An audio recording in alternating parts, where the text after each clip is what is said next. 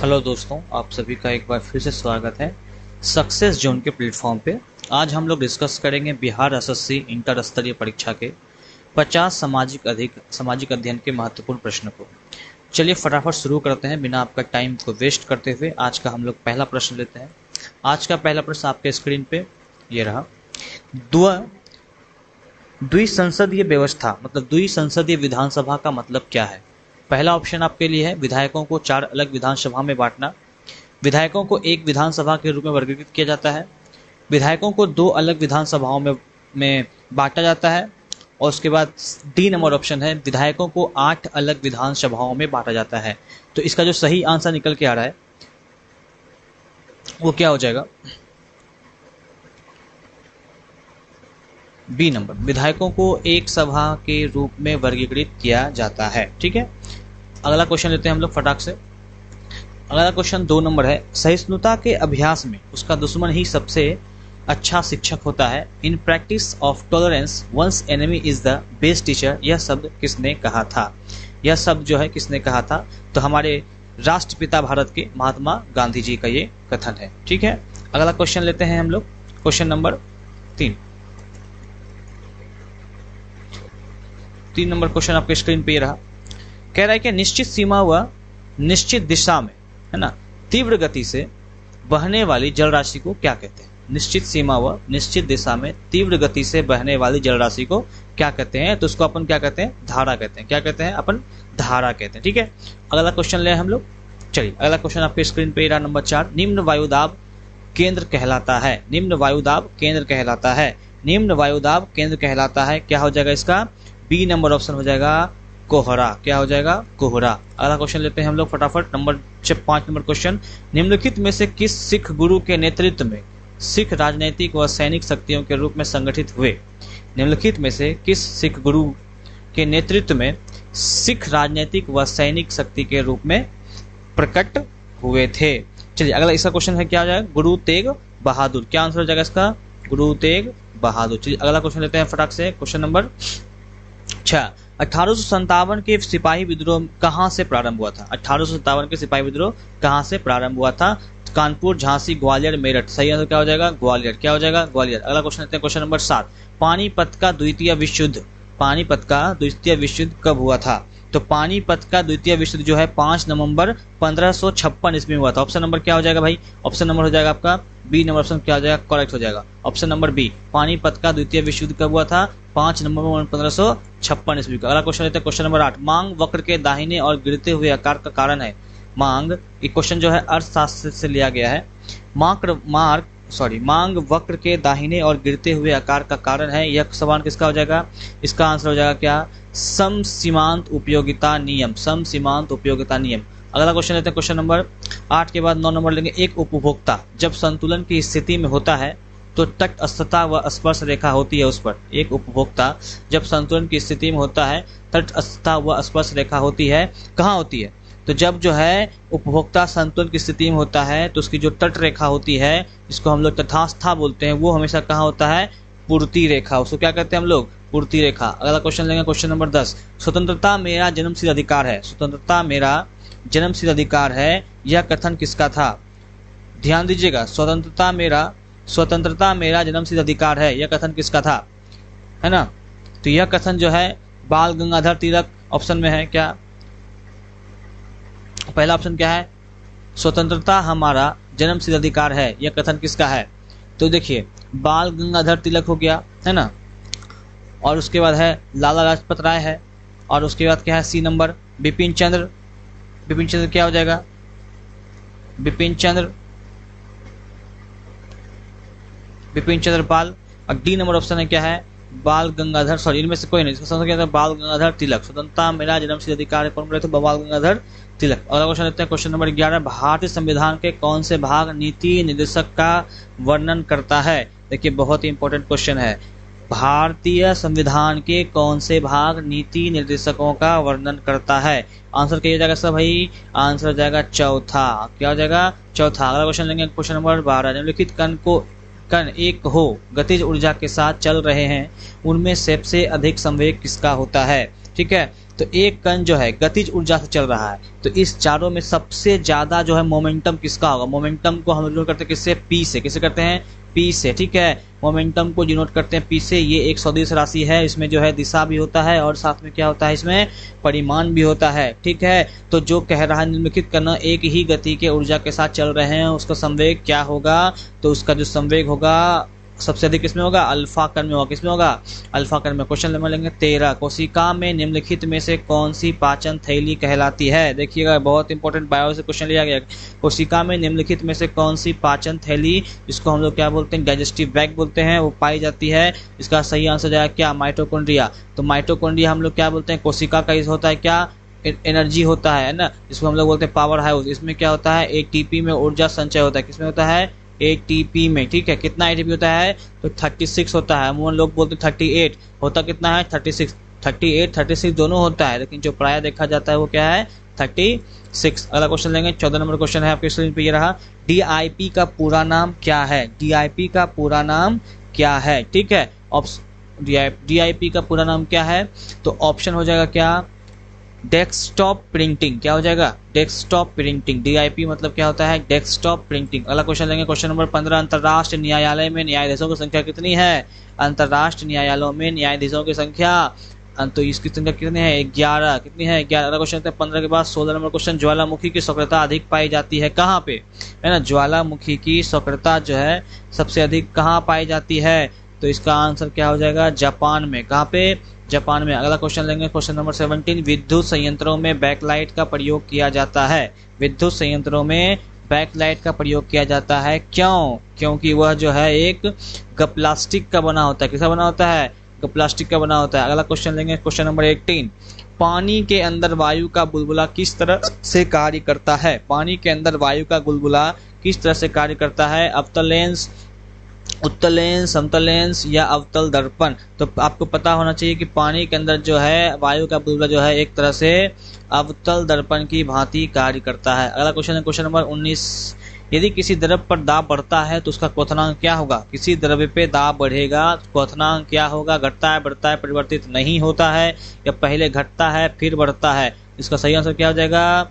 इसका सही आंसर परिवर्तित नहीं होता है, ठीक है। द्रव्य पर दाब बढ़ता है, उसका क्वथनांक पे कोई प्रभाव नहीं पड़ता है। अगला क्वेश्चन 20 नंबर लेंगे, अधातु ऑक्साइड, है ना। पहला ऑप्शन, प्रकृति में अम्लीय होते हैं, प्रकृति में क्षारीय होते हैं, प्रकृति में उभयधर्मी होते हैं, प्रकृति में लाल लिटमस पत्र को नीला कर देता है। तो क्या हो जाएगा आंसर? आप लोग बताइए।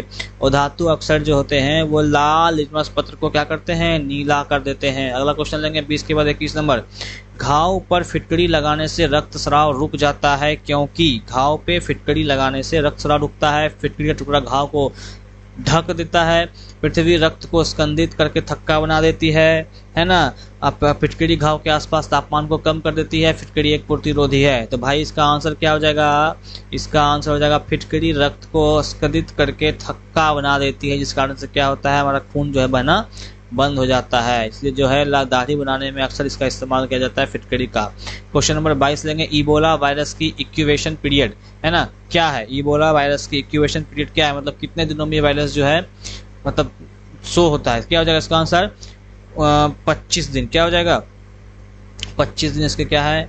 एक इंक्यूबेशन पीरियड। अगला क्वेश्चन लेंगे, क्वेश्चन नंबर 23, कौन सी, है ना, कौन सी पार्टी ब्रिटेन के चुनाव में सबसे बड़ी पार्टी के रूप में उभरी? कंजर्वेटिव पार्टी, श्रमिक का द्वार, है ना, उसके बाद क्या है? स्टॉकिक्स नेशनल पार्टी, लिबरल डेमोक्रेटिक्स। का सही आंसर क्या हो जाएगा भाई? इसका हो जाएगा कंजर्वेटिव पार्टी। क्या हो जाएगा? कंजर्वेटिव पार्टी, कंजर्वेटिव पार्टी, है ना। चलिए अगला क्वेश्चन लेते हैं हम लोग, क्वेश्चन के बाद 24 नंबर, संविधान में 100वें संशोधन किससे संबंधित है? संविधान में 100वें संशोधन जीएसटी, बांग्लादेश के साथ भूमि स्कैप, उसके बाद क्या है? राष्ट्रीय न्यायिक नियुक्ति आयोग, हैदराबाद कर्नाटक सीमा क्षेत्र। तो क्या हो जाएगा आंसर नंबर? जो आपका संविधान का 100वां संशोधन जो है, 100वां संशोधन हुआ था किसमें? राष्ट्रीय न्यायिक नियुक्ति आयोग के संदर्भ में। क्वेश्चन नंबर 24, आकाश को भारतीय सेना में शामिल किया गया, स्वचालित राइफल, रॉकेट लॉन्चर, टैंक, भूतल से हवा में। तो आकाश को भारतीय, आकाश क्या है? आकाश जो है विमान है, मतलब मिसाइल है ना। किसमें शामिल किया गया था इसको? तो इसको शामिल किया गया था एज ए रॉकेट लॉन्चर। क्या समझ गया था? Rocket launcher. अगला क्वेश्चन लेंगे, क्वेश्चन नंबर 26।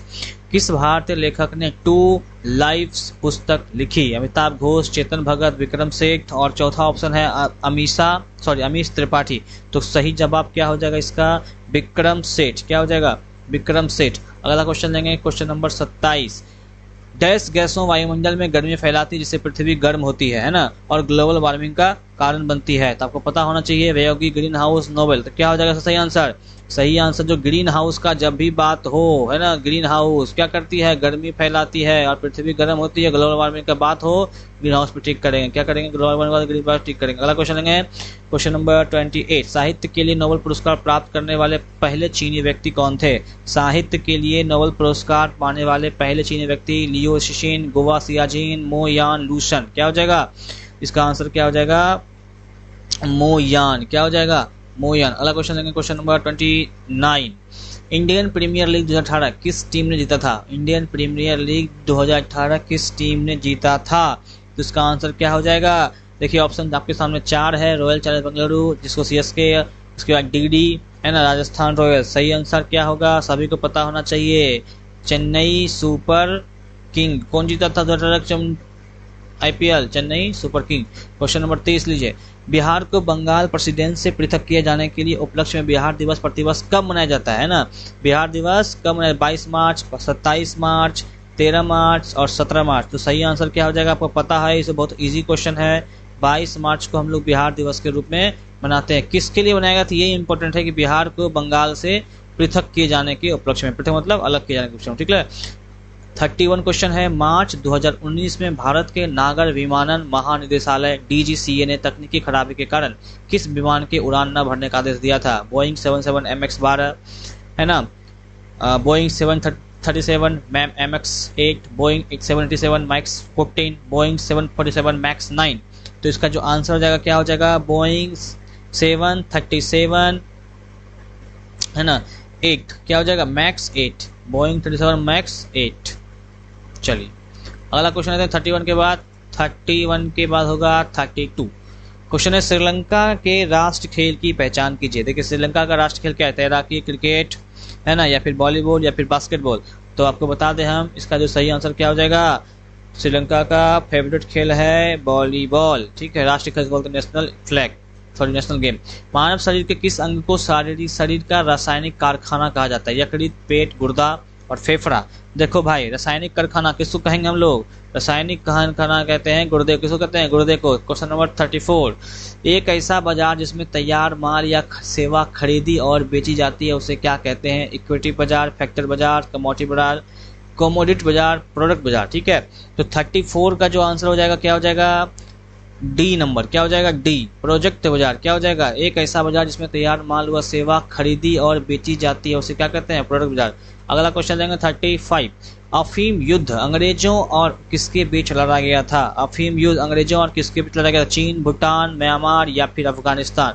तो सही आंसर क्या हो जाएगा? अफीम युद्ध चीन के बीच में लड़ा गया था। चीन और अंग्रेजों के बीच लड़ा गया था। Question number 36। लोकसभा में कार्य संचालन और आचरण की नियमावली का नियम डैश संसद भवन के समक्ष औपचारिक प्रस्ताव पेश किए जाने से संबंधित नहीं है, इसीलिए इस नियम के तहत मामलों पर चर्चा के बाद मतदान नहीं हो सकता है ना। ऑप्शन है 158, 186, 149 और 193। सही आंसर क्या हो जाएगा? देखिए कह क्या रहा है कि आचरण की नियमावली का नियम कितने संसद भवनों के समक्ष औपचारिक प्रस्ताव पेश किया संबंधित नहीं है। तो संबंधित जो नहीं है वो है 193। कितना है? 193, ठीक है। अगला क्वेश्चन लेंगे 37। 2019 में दक्षिण एशियाई फुटबॉल महासंघ SAFF, है ना, महिला चैंपियनशिप किस देश ने जीती थी? देखिए बहुत ही इंपॉर्टेंट क्वेश्चन है। क्या क्वेश्चन? दक्षिण एशियाई फुटबॉल में कौन जीता था, है ना, कौन जीता था भाई? कौन जीता था? देखिए ऑप्शन क्या क्या है? भूटान है, नेपाल है और भारत, पाकिस्तान। तो जो दक्षिण एशियाई खेल 2019 में जीतने वाला कौन था? अपना प्यारा कंट्री इंडिया, ठीक है।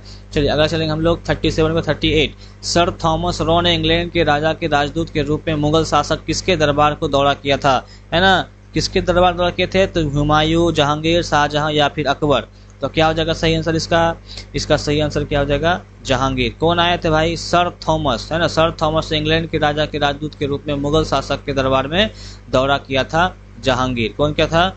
जहांगीर। अगला क्वेश्चन लेते हैं 38 के बाद 39। निम्नलिखित में से दुनिया में सबसे गहरी तंगी, है ना, गहरी तंग नदी कौन सा है? निम्नलिखित में से कौन सा गहरी तंग नदी जिसको हम लोग गॉर्ज बोलते हैं ना, कौन सी है? ऑप्शन है आपके सामने, काली गंडक गॉर्ज, गरगांत गॉर्ज, टाइगर लिपिंग गॉर्ज, उसके बाद विकोस गॉर्ज, है ना। इसका सही आंसर क्या हो जाएगा?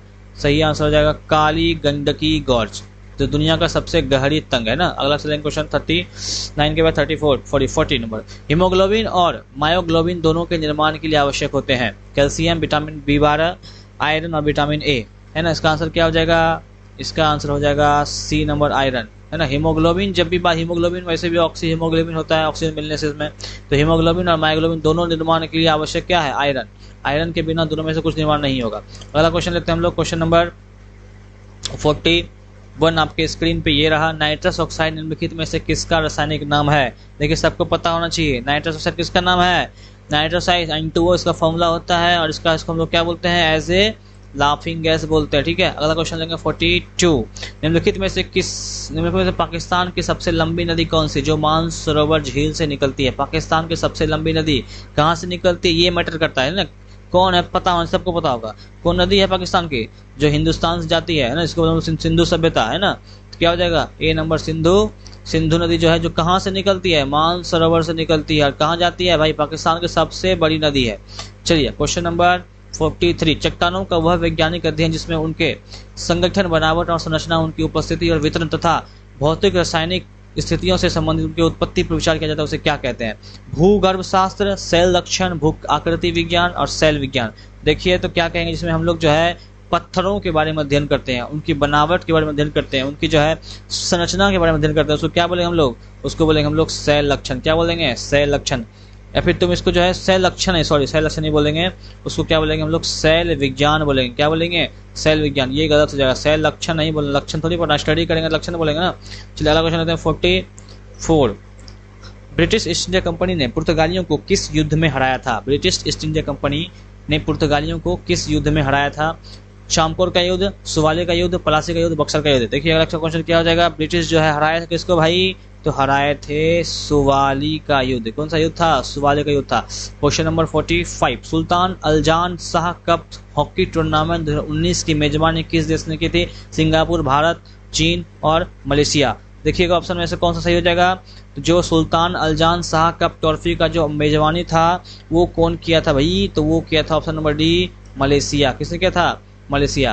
क्वेश्चन नंबर लेंगे अगला 46। श्रीलंका में कितने प्रांत है? श्रीलंका में 9, 8, 6, है ना, 11। कितना प्रांत हो जाएगा भाई? तो श्रीलंका में टोटल जो है 9 प्रांत है। कितना प्रांत है? 9 प्रांत। अगला क्वेश्चन लेंगे 47। चीन में वर्ष 2019 जो फरवरी से शुरू होता है और 24 जनवरी को समाप्त होता है, उससे कौन सा वर्ष कहते हैं ना? उसको क्या कहते हैं? कौन सा वर्ष कहते हैं? चूहा, सुअर, कुत्ता, बैल, है ना। ये क्या भाई? ये क्या हो गया? हाँ ठीक है। चीन में वर्ष 2009 से जो वर्ष शुरू होता है उसको क्या बोलते हैं? चीन में वर्ष 2019 सुअर का वर्ष होता है। आई थिंक हमको लगता है सुअर ही होना चाहिए। इसका आंसर आप लोग कमेंट में बताइए क्या होगा। हमको सुअर लग रहा है। थोड़ा उटपटांग क्वेश्चन था, देखते हैं आगे। 48 नंबर। डैश में किसी पूर्व कार्य को व्यवस्था नहीं होती है ना। सामरिक गठबंधन, फ्रेंचाइजी, संयुक्त उद्यम, ग्रीनफील्ड परियोजना। ठीक है, इसका सही आंसर क्या हो जाएगा? इसका सही आंसर किसमें पूर्ण कार्य की व्यवस्था नहीं होती, मतलब व्यवस्था नहीं होता है, व्यवस्था होकर नहीं करना होता है, मतलब आराम से करो। ठीक है, तो उसको हम लोग क्या बोलते हैं? ग्रीन फील्ड परियोजना। क्या बोलते हैं? ग्रीन फील्ड परियोजना। ठीक है, अगला क्वेश्चन लेंगे 49। टीपू सुल्तान और ब्रिटिश ईस्ट इंडिया कंपनी ने मैंगलोर की संधि पर किस वर्ष पे हस्ताक्षर किए थे? 1792, 1784, 1764, 1799। तो इसका सही आंसर क्या हो जाएगा? टीपू सुल्तान, है ना। ब्रिटिश ईस्ट इंडिया कंपनी के मैंगलोर की संधि पर किस वर्ष? मैंगलोर संधि सीधा याद रखिए ना, 1784। कब हुआ था? 1784 को हुआ था मैंगलोर की संधि, 1784। अगला लास्ट क्वेश्चन आज के टॉपिक का लेते हैं हम लोग, 50वां नंबर क्वेश्चन। भारत के संविधान का कौन सा अनुच्छेद भारत में एक नए राज्य के गठन के लिए उत्तरदायी होता है? तो कौन सा अनुच्छेद होगा जो नया राज्य को बनाने के उत्तरदायी होता है? तो अनुच्छेद 329 कौन सा हो जाएगा भाई? तो ऑप्शन नंबर बी क्या हो जाएगा, बी, जो कि नए राज्य की अनुमति देता है बनाने के लिए। चलिए हम जो है आज के सेशन को यहीं रखेंगे और बहुत तेजी से खींचे हैं 50 क्वेश्चन को, ठीक है, कोई दिक्कत वाली बात है नहीं। एक बार जो है वीडियो को स्लो करके देख लीजिएगा, इसको पढ़ना होगा, और नहीं तो जो है फास्ट में देख लीजिएगा, कोई आपत्ति वाला बात इसमें है नहीं, ठीक है। आज दिन के बाद से जो है हम लोग जो है रेगुलर वीडियो लेते आते हैं आपके लिए। अब इतनी मेहनत करते हैं, आप जो है थोड़ा सा हमें प्यार अपना दीजिए। अगर आपको ये वीडियो पसंद आता है तो आपको जो है फीडबैक जरूर दीजिए हमको, और फीडबैक आपका जो है हमें क्या बनाता है, महान बनाता है, ठीक है। तो मिलते हैं आपके नेक्स्ट वीडियो में, तब तक के लिए आप जो है आप खुश रहें, मस्त रहें और चहकते मुस्कुराते रहें, पढ़ते रहें, और जो है इतना पढ़ें कि जो है नौकरी लेके छोड़ें, ठीक है। तो बहुत बहुत धन्यवाद आपका, मिलते हैं अगले सेशन में, बाय बाय, सी यू।